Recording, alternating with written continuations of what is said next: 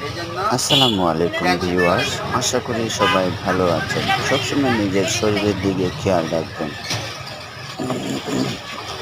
মাঝে মাঝে চেষ্টা করবেন অন্তত ১ মাস পর পর হলে ডায়াবেটিসটা চেক করবেন। আর প্রেশারটা চেক করবেন আপনার মাঝে মধ্যে প্রেশারটাও চেক করবেন। কারণ আপনার শরীর যদি ঠিক থাকে সব ঠিক। তাই শত ব্যস্ততার মধ্যে নামাজ ছেড়ে দিও না বন্ধু। এই কালের চেয়ে পরকাল অনেক সুন্দর। প্রত্যেকটা মুহূর্ত হাসি খুশিতে কাটুক। আজকে এই পর্যন্ত, দেখা হবে আরেকটা নতুন ভিডিওতে। আর আমার ভিডিওগুলো যদি ভালো লাগে অবশ্যই চ্যানেলটি সাবস্ক্রাইব করবেন। আপনি দেখুন এবং অন্যকে দেখার সুযোগ করে দিন। অবশ্যই শেয়ার করে দিবেন।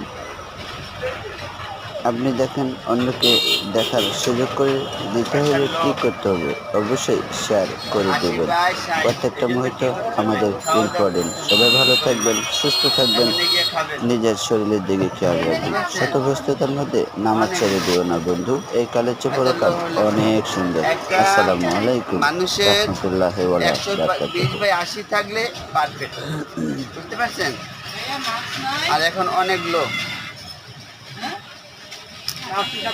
ঢুকলে পাবেন।